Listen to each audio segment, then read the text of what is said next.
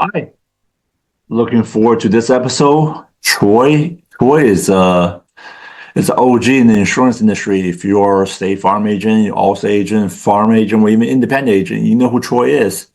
Troy have done a lot of speaking in front of agents over the years and work with carriers, work with distributions, and Troy's everywhere, right? Troy is now a guest on my podcast, and I'm super excited. And he have a lot of fun things working in, from speaking gigs to Troy's magazine that he's launching. So you guys get to hear firsthand about all the things that he's working on.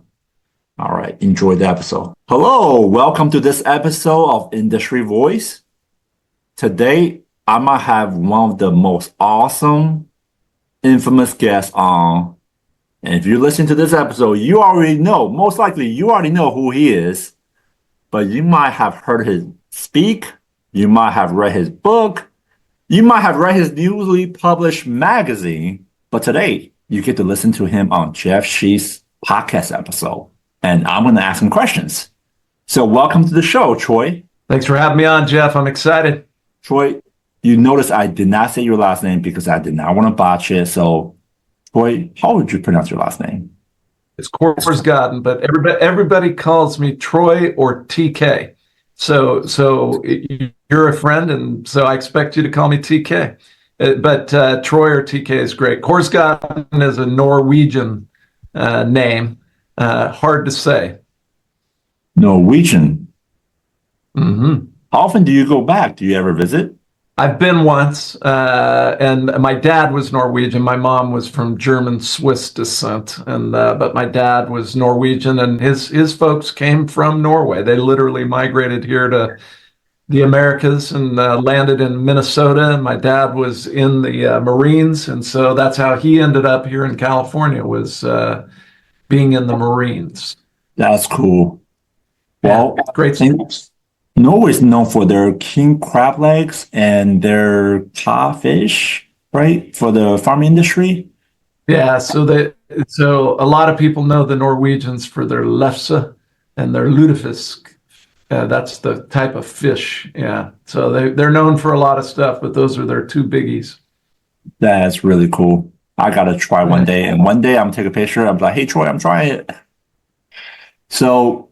Industry Voice is about people who has a community, people who has a huge following, and people just have a big voice in the insurance industry, whether it's agency side, whether it's carrier side, whether it's regional carriers, national carriers, or even insurtech community, right? Mm-hmm. So you actually have a little bit of everything. You were an agent at one point, and then you went on and this incredible run of doing your consulting work, helping agent improve, and then a lot of carriers was booking you.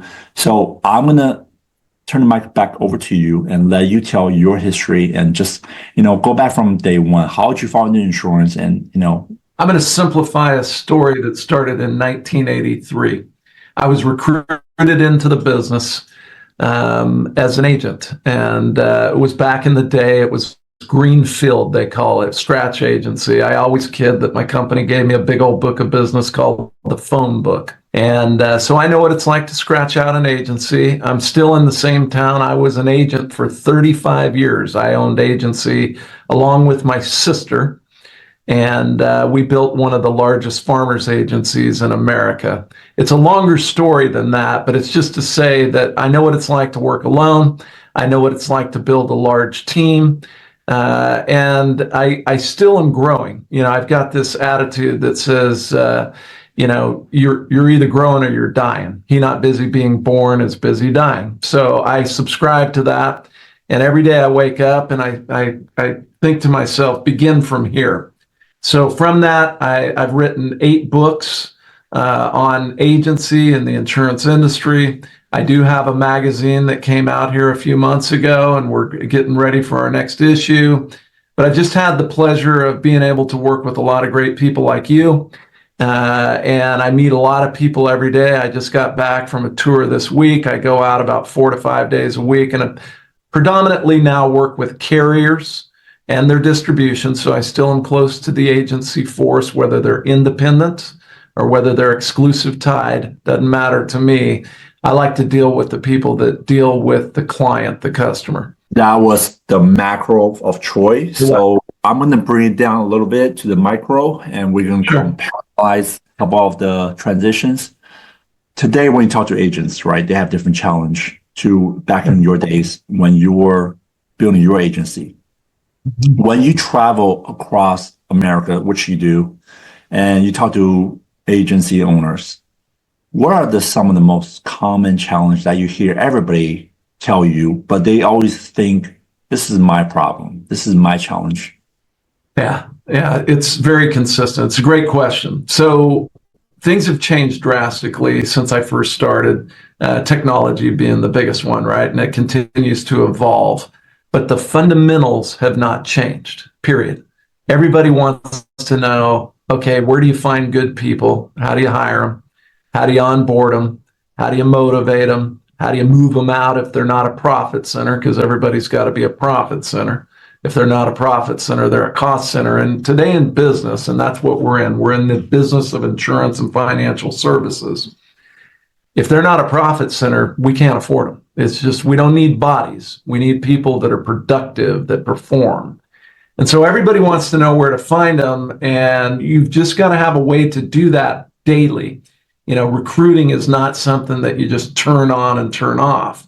It's, that philosophy that we have, which is everywhere I go, everybody's a prospect to buy insurance and financial services from us, or they're a prospect to come work with us someday. So we scout for people, and we do it daily, and we teach people to do that. But that's the biggest question, would be the team, building a team, a high performance team. The second one is, how do I build a book of business that I can have growth and it's sustainable? So how do I develop business? Who is the right client I should be focusing on? Where's the profit? Because it's different today than it was in 1983. When I first started, all you had to do was sell a bunch of auto insurance and you could be a millionaire. But today, if that's all you do is just sell auto insurance, you'll make a lot of money maybe. But it's really serving the client, putting the client first and looking at everything that they have to offer. And it's just easier to service 1,000 people with 5 lines of insurance versus 5,000 people with 1 line of insurance, just a better business model. So big change. I mean, I could talk longer on these when you throw them at me, and I'm happy to go deep, but it really is focusing in on the client and serving them first and earning the right to put more products and services into every household or business that we serve. Tell me about the transition of when this Troy get out of his agency mode and say, you know what, I am going to open a consulting company and help agency win. And then at one point, did you become a thought out speaker and start doing trips? Because what Troy does is posting food, which I love your food post, and you're always at airport, like every other post, oh, Troy is at this airport, that airport. Like, when did that change? At what part of the career? Yeah, about my 7th year in owning an agency, I had an epiphany, and I created a position in my agency. It was the first person I hired. Rather than hire somebody to do paperwork or busy work for me, I hired somebody who was an executive appointment setter. I called him an ACR, an agency contact rep. And I decided that I would commit to doing 10 appointments a day. They weren't all new business appointments, but 10, meeting with 10 people a day under the right conditions, just like a dentist does. And, they clean teeth, they fix cracked teeth, they pull teeth, they whiten teeth, they do all kinds of things, but it all starts with the teeth cleaning. So I had this epiphany in my 7th year in the business, and I doubled what took me 7 years in less than 18 months. I doubled the size of my agency. And I started adding people on to help me in auto, specialists to help me in property, specialists to help me in business insurance. And it took me a period of time, but I built a team and I replaced myself one person at a time. And so because I was growing at such a fast clip and it was manageable and that, I was profitable, that's the key, man. I own a business, I got to be profitable.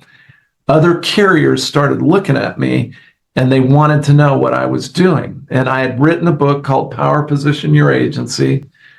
Since I wrote that book many, many years ago, there's over 250,000 copies of it in circulation. And I was lucky. I'm just going to tell you, I was lucky. It was the right time. Nobody wrote books.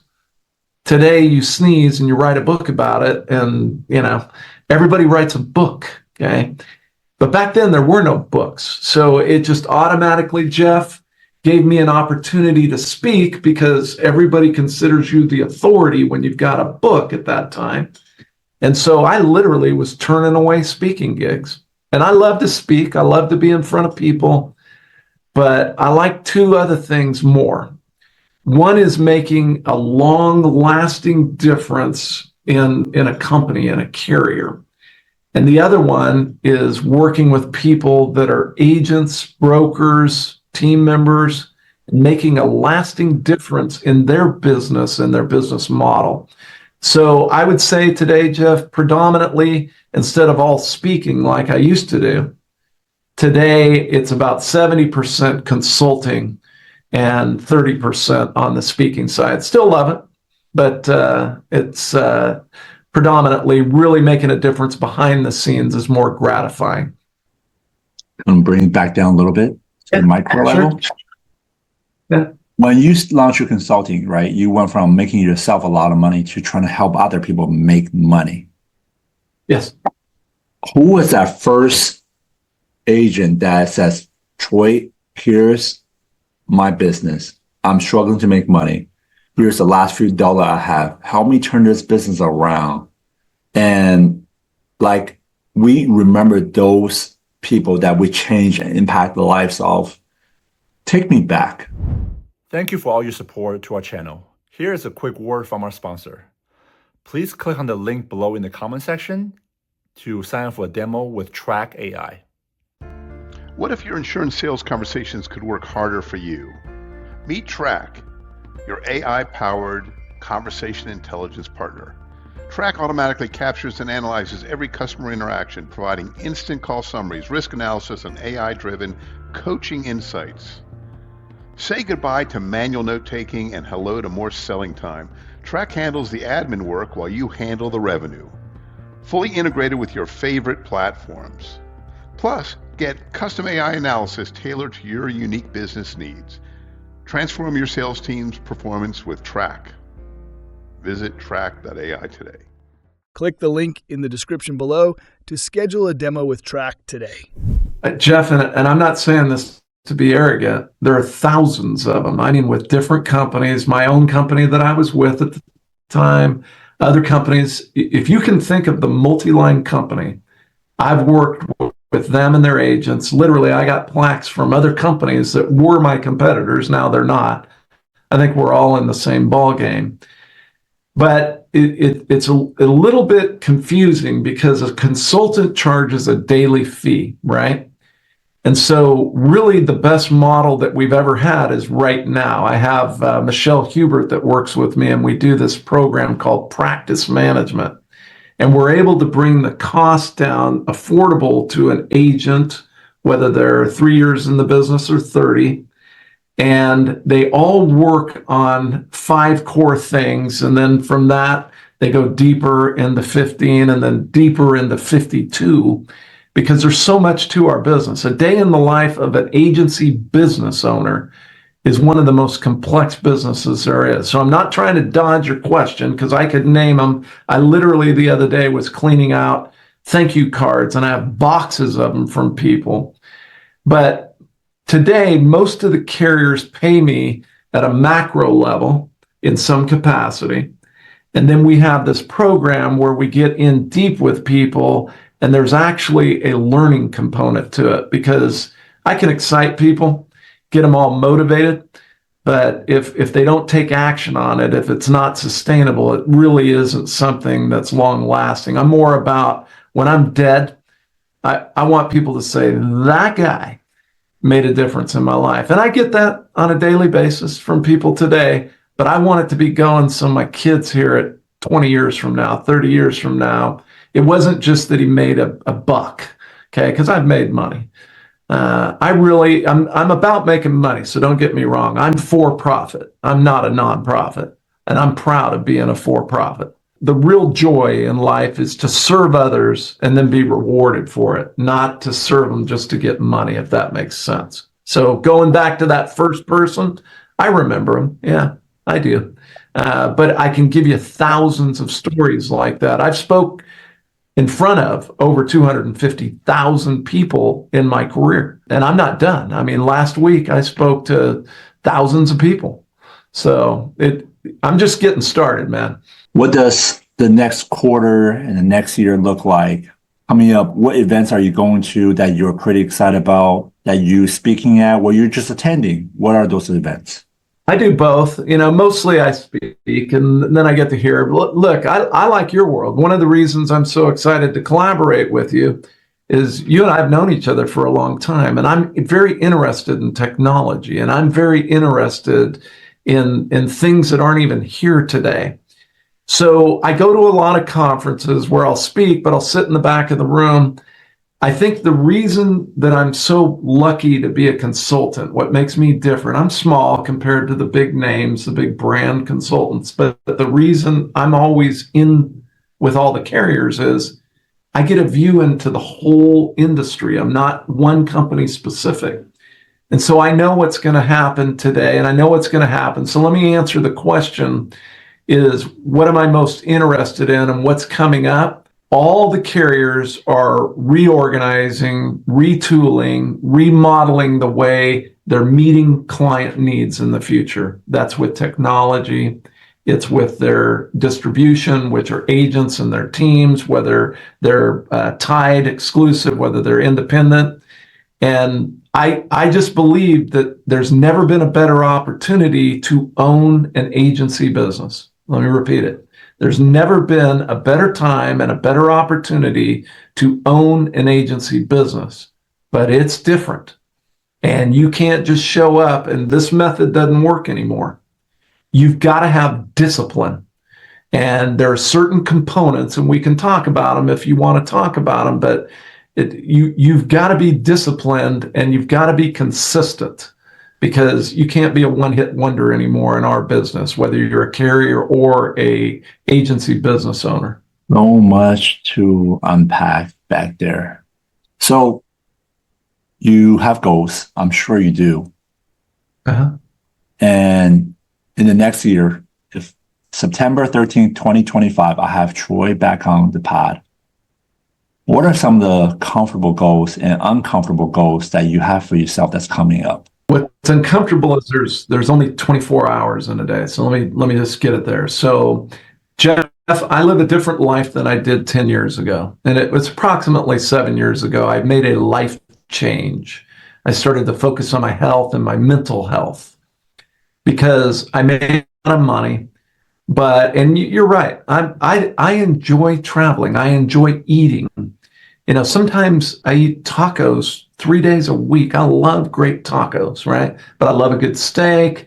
My wife loves taco. Oh man, awesome! I'll come have tacos with you in Virginia. But I had fish the other day, right? And it was some of the best fish I'd ever had. And I like to go into a restaurant and just say, hey, I'm gluten-free, I'm dairy-free, bring me something. And I love to be surprised, by what they bring me. And sometimes it's fish, sometimes it's beef, but whatever, I'm open-minded. But back to this health thing. I now choose who I do business with in consulting. I choose who I do business with in agency. I don't just take anybody, because what I want is what everybody wants. Everybody wants to make more money. Every one of your listeners is going to agree with that. Everybody wants to have more fun. Every one of your listeners is nodding their head right now. And then the biggie, everybody wants less stress. Okay? You're looking at me, man. I was in Bloomington yesterday. I'm on your show today. I'm back home. Do I look stressed out to you? I got a million things to do before I leave again on Sunday. My family and I are going to have full couple of days that we're going to do, and I'm leaving on Sunday. I'm going to be in Dallas, I'm going to be in Wisconsin, and I'm going to be back home on Wednesday night. Okay.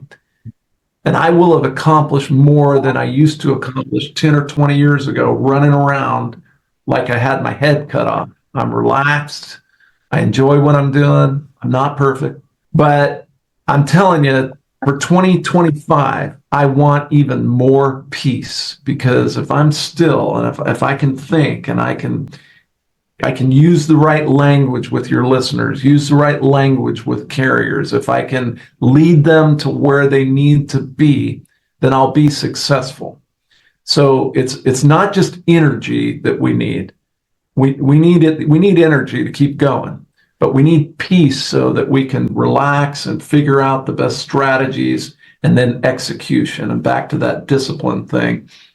Strategy without execution, as they say, is delusion. But how do you get that? Through discipline. When you talk about success to people, and people talk about so many things, but discipline is something that should be in the forefront of being successful. I totally agree with you there. And, I have a son, his name is Jalen, I'm super proud of.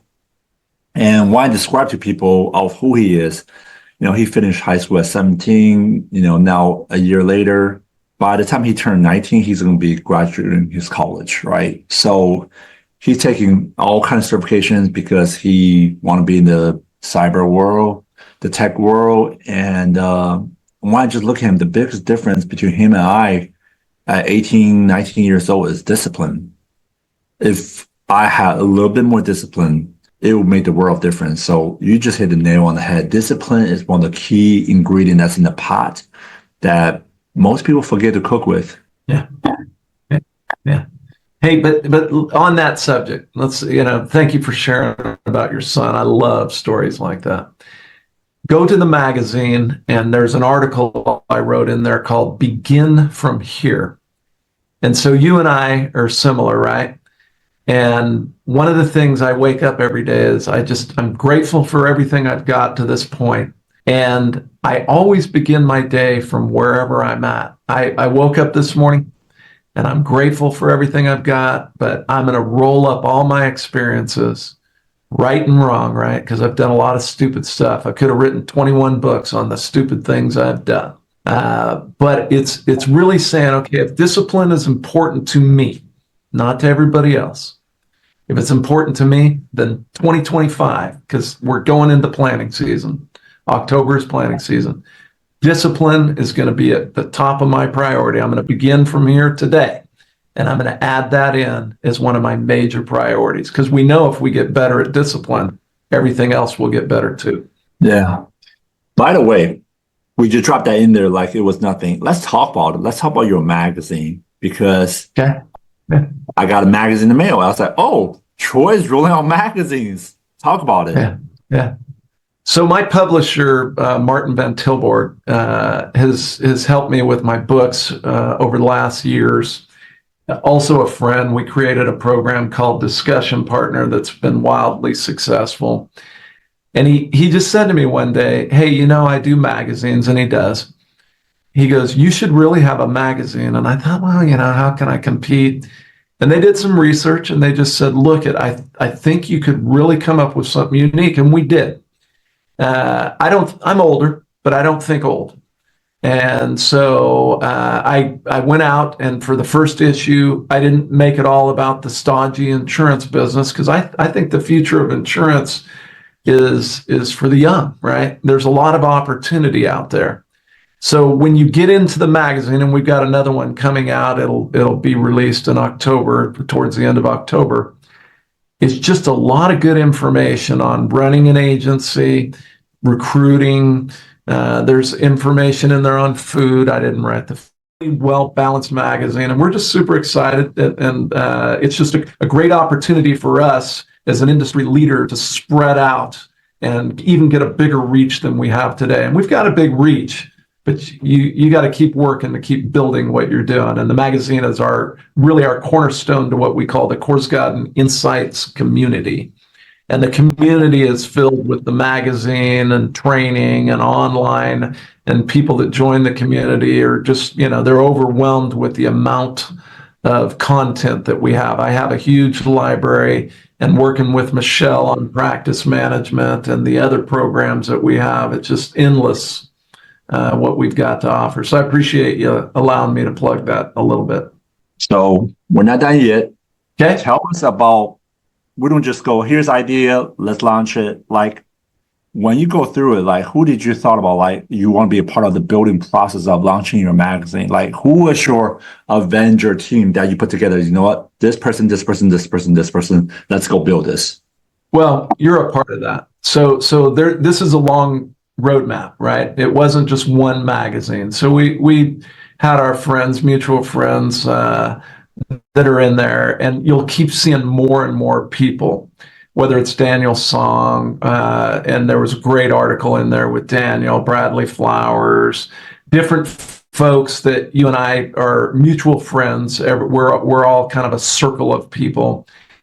And again, like yourself, you bring a dynamic that's different, right? You're part of a bigger picture, but you're a unique cat. I mean, I've been following you for a long time.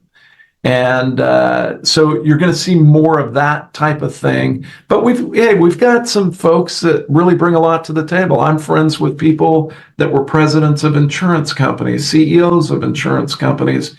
But again, we want to make sure that there's a balance to that. It's not all about the old way. It's about the old way and the new way, because the fundamentals intersect together. What technology does, and the reason I'm so excited about technology, it creates a seamless distribution ecosystem. And the client is in control. They decide when they want to buy, what they want to buy, how they want to buy, where they want to buy. They just decide everything. They have the keys to the kingdom. And so the Insights Magazine and the community are both built around that fundamental foundation. And then there are folks, quite frankly, Jeff, that want to take it to a whole new level, that do this practice management, right? And that's just an ongoing get better program that we do monthly. But most of the people are going to be in the community. They just want to know how to get better where they're at right now today. Others are looking long term, and they're trying to build a mega business, and so there's something for everybody. So it's thought out. We're not just shooting from the hip here. We've got a professional editor who is unbelievable. We've got, you'll see when the new magazine comes out, it's a non-insurance guy is going to be the cover. But it's going to be related to insurance. So everything we do falls back into the business of insurance. This is not one of my typical questions, but I'm going to ask because I'm curious your answer is, Troy, you know so many people in the community, right? Like, you know a lot of people know Troy. If you put together a building of the minds, right? You just want to have the most fascinating dinner that you're going to forget. You had the best steak, but you're not even there because the dinner is so amazing. The conversation is so amazing. But the thing is, these guys got to be the people, well, guys or girls, got to be people you have never met. Who would you put together at this table? Could be 3, could be 5. You have never had a conversation with them and sat down with them. You will say, you know what, we should get together. Yeah.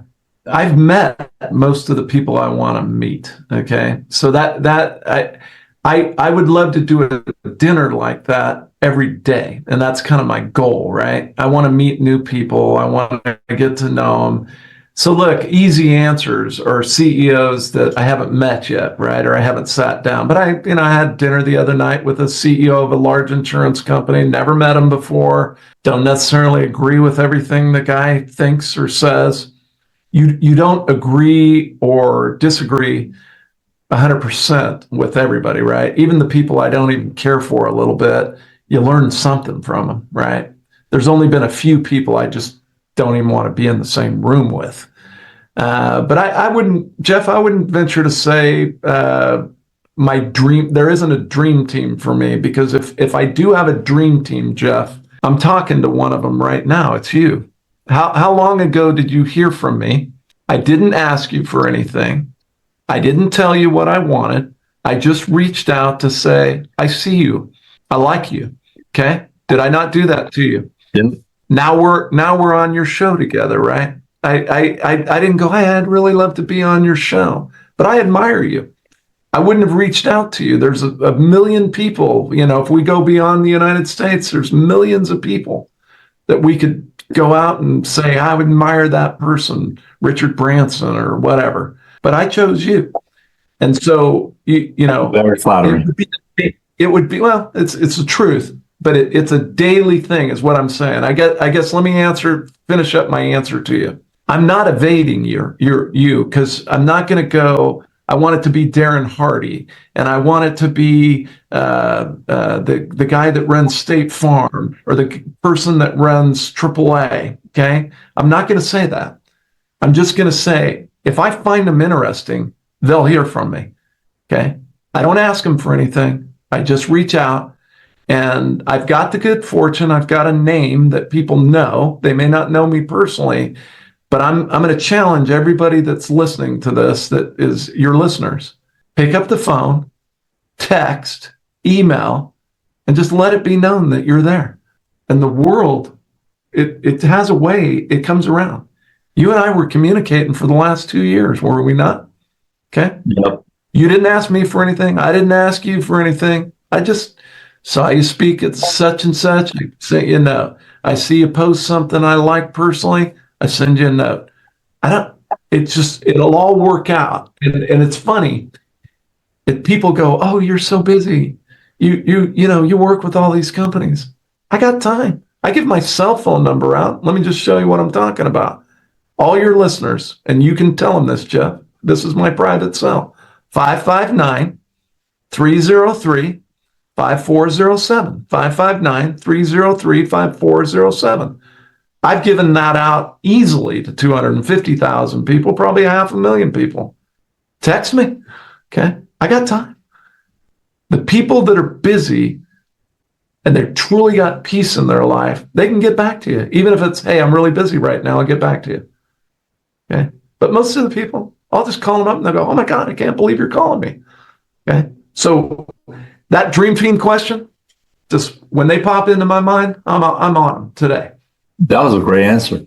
Troy, thank you very much for coming on the episode today. We got to do this more often. I would love to. I'm always thinking like it'd be so dynamic if we did like a panel together on podcast and put a group of people together. Let me think on this one. I tell you what, we can do it. And I'm going to just affirm that is a great idea. I'm in. You don't have to ask me.